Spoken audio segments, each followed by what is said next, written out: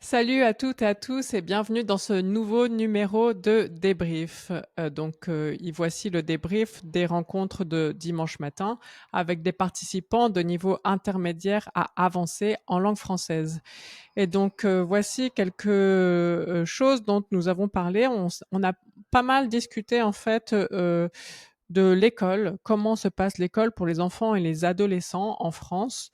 Je pense que c'est intéressant parce que c'est souvent des thèmes de conversation que j'ai eu avec plusieurs élèves depuis les 3 à 4 dernières années. Par exemple, en France, les enfants vont à l'école toute la journée. En général, de 9 heures du matin jusque 5 heures moins le quart, donc 4h45 l'après-midi. Et puis ensuite, si les parents ne peuvent pas aller chercher leurs enfants ou si les enfants sont encore trop petits pour rentrer chez eux, tout seuls, ils peuvent rester 1 heure en plus, donc on appelle ça une heure d'étude. Ils peuvent rester à l'étude et pendant cette heure, ils peuvent faire leurs devoirs. C'est pratique pour les enfants, c'est pratique, pour les parents. Hem Ça, c'est une grosse différence avec d'autres pays où, par exemple, en Allemagne, apparemment, les enfants vont à l'école plutôt le matin. Et au Mexique, il y a 2 tours, parce qu'il y a beaucoup, d'élèves et peu d'écoles et aussi peu de professeurs. Donc en fait, il y a, des élèves qui vont à l'école le matin et puis ensuite il y a des élèves qui vont à l'école l'après-midi. Et un participant de nos rencontres du dimanche matin ici à Berlin me demandait: «Ah oui, d'accord, donc comment on dit shift?» Par exemple, en anglais, on parlerait de morning shift or afternoon shift. J'ai eu du mal à savoir en fait. J'ai fait je me suis renseignée parce que la traduction à laquelle je pensais n'était pas la bonne. Et en fait, on dirait simplement groupe, le groupe du matin ou le groupe de l'après-midi. Et quand on parle de travail, par exemple, vous savez, il y a les 3-8, quand, une entreprise est ouverte pendant 24 heures, on divise ces 24 heures en 3 shifts, en 3 groupes, en 3 équipes. Donc au travail, on parle de l'équipe du matin, l'équipe de la journée et puis l'équipe, de nuit. Alors que là, pour les enfants, on parlerait plutôt d'un groupe, d'accord? Toujours dans cette même conversation sur la scolarité en France, hem, donc il y a souvent cette confusion faite avec collège. Parce qu'en France, le collège n'a rien à voir avec le système scolaire des États-Unis ou d'Angleterre. Le collège en France, c'est réservé aux enfants qui ont entre 11 ans et 14, 15, 16 ans. Ça dépend. Ça dépend si ils ont réussi à passer d'une classe à l'autre, d'une année à l'autre, ou bien s'ils ont redoublé, donc s'ils ont fait 2 fois la même année, par exemple.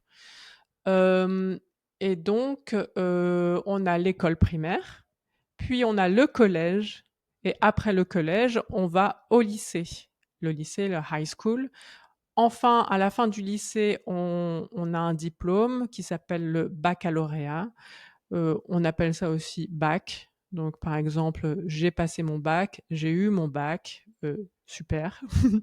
Et puis bon, une fois qu'on a eu son bac, on peut ou non, hein, on fait ce qu'on veut, on peut aller à l'université. Donc à l'université, il y a plusieurs diplômes que l'on peut passer, le fameux bachelor, en anglais. Ça en français, ça n'existe pas, hein. On parle de licence. Quand on est à l'université, le premier diplôme que l'on peut avoir, c'est la licence et puis ensuite le, master, la maîtrise. Bon, c'est vrai que maintenant on dit master facilement, donc la maîtrise et puis, on a aussi le doctorat. Donc voilà, on fait école primaire, le collège, le lycée où on passe le baccalauréat et puis ensuite on peut aller à l'université où on a 3 types de diplômes. On a la licence, la maîtrise, oui, pardon, et puis ensuite le doctorat.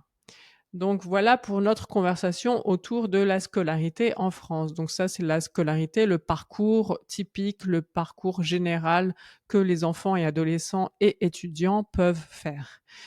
Ensuite, il y a bien sûr d'autres parcours, que je ne vous explique pas ici, je suis pas là pour faire une spéciale scolarité. Hem Et donc, on a aussi parlé des loisirs. Et donc, un participant, heu, nous, parlait, de tennis de table. En français, on peut aussi, dire ping-pong, même si ça ne plaît pas trop aux professionnels. Dans le langage, au jour le jour, si vous entendez quelqu'un dire: «J'ai joué au ping-pong», c'est tout à fait courant. Donc, ping-pong ou tennis de table. Et donc, il nous parlait de la bonne manière de tenir la raquette. Mais en fait, il n'a pas dit ça comme ça, il a exprimé cette idée en utilisant le mot «propre», la propre manière de tenir une raquette. Et là, le mot «propre» n'est pas bien utilisé, il n'est pas utilisé correctement. En français, on dirait: «C'est la bonne manière de tenir la raquette», d'accord? Donc vous diriez plutôt, la bonne manière. C'est la bonne manière de faire quelque chose. Et ensuite, propre, on l'utiliserait beaucoup plus souvent pour, quelque chose qui est clean. Au contraire, ce serait, sale. Donc le verre est propre, par exemple, d'accord? Donc le verre est propre, c'est la bonne manière de faire quelque chose. Et enfin, aussi une notion très importante, où il y a souvent beaucoup de confusion, Heu, c'est, la notion des chiffres et le fameux 80-90. Donc ça, c'est vraiment quelque chose de spécifique aux Français de France, puisque, par exemple, en Suisse et en Belgique, c'est différent, c'est beaucoup plus simple. Mais bon, donc ici, je vais vous parler du fameux 80 et 90. Et je vais vous le dire pour vous rappeler un peu, les prononciations et vous faire un petit, rappel. Donc, on dit 80, 80, 81, 82, 83, 84, 85, 86, 87, 88, 89, 90, 91, 92, 93, 94, 95, 96, 97, 98, 99, 100. OK. Et en fait, quelque chose d'intéressant, c'est souvent, enfin même tout, hein, tout le monde, tout absolument tout le monde en fait, hem, tout le monde qui apprend le français en deuxième langue, donc le français n'étant pas leur langue maternelle, ont cette règle mathématique de 81, 82, 90, 91, 80 avec des calculs, des multiplications. Je vous avoue que moi, j'y comprends rien à ces calculs.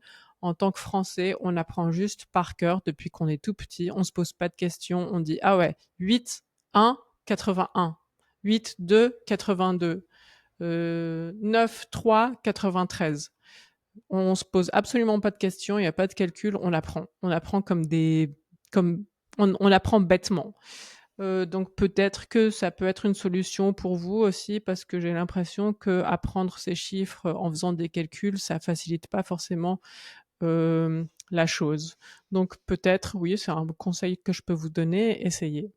Et donc voilà pour ce débrief. Si vous avez des questions, n'hésitez pas à les faire en commentaire, je serai vraiment heureuse d'y répondre. Et si vous voulez participer aux rencontres du dimanche matin à Berlin, je vous laisse le lien en description et puis à bientôt. Salut, salut.